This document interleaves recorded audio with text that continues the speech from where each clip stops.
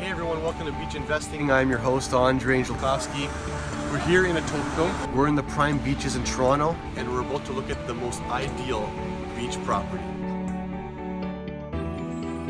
Hey everyone, welcome to Beach Investing. I'm your host, Andrei. We're here at the East Harbour Development site. This is where phase 1 will be starting to go under construction this year in 2019. And this will be a project that is going to be going through their whole development, probably completion for the next 5, 10, 15, and maybe even 20 years. What this is going to entail is a massive space that we will show a picture of, and it's going to bring about 70,000 jobs. It's going to be a mix of retail, offices, hotels, work, play, and live. They're trying to connect this with a number of different transit hubs, from the Leaf Line to the GO train to the streetcars to GO train. So there's going to be a massive transit hub in the middle.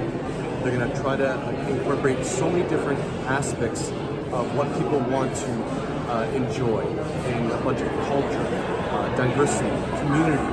This is going to be a big growth for the Toronto East End, and there's so much more information to learn and to go into. So I'll send you guys some links below that you can read up on, and contact me because I can tell you more of how this will ripple out and benefit all of Leslieville, all of the beaches, Danforth, and even East Shore, because this is going to be a massive development that will have a massive impact. So we're standing here at the development site, and you can look outside and see how close we really are to downtown Toronto. And there's the Don Valley Parkway where it meets the Gardiner Expressway, and just to the south is where the Cherry Street is, and the docks, and the Portlands, and all this is all future development space.